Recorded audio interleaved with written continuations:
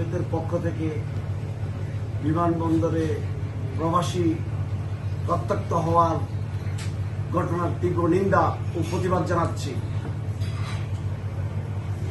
এই ঘটনার সুষ্ঠু বিচার ও তদন্ত দাবি করছি এবং যে সমস্ত সিকিউরিটি একজন প্রবাসী রেমিটেন্স যোদ্ধার সঙ্গে খারাপ ব্যবহার করেছে, তাকে রক্তাক্ত করেছে, তাদের প্রত্যেকের চাকরিচ্যুত এবং সাজা প্রদানের জন্য জোর দাবি জানাচ্ছি।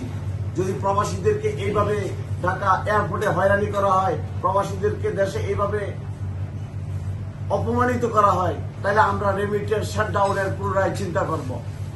আমরা চাই প্রবাসীরা দেশে তাদের সম্মান, তাদের অধিকার এবং মর্যাদা নিয়ে সুন্দরভাবে ছুটিতে যাবে, দেশে বসবাস করবে।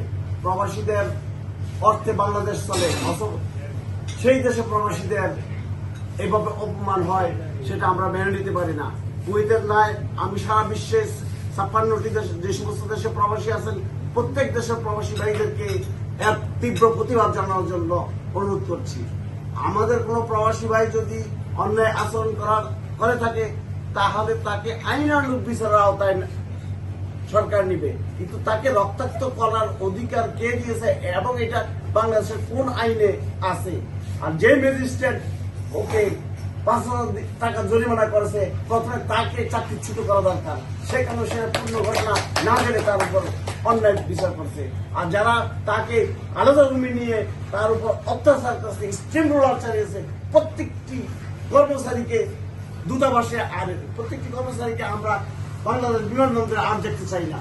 তাদের চাকরিচ্যুত করে এবং তাদেরকে জেল জরিমানা করা হয়।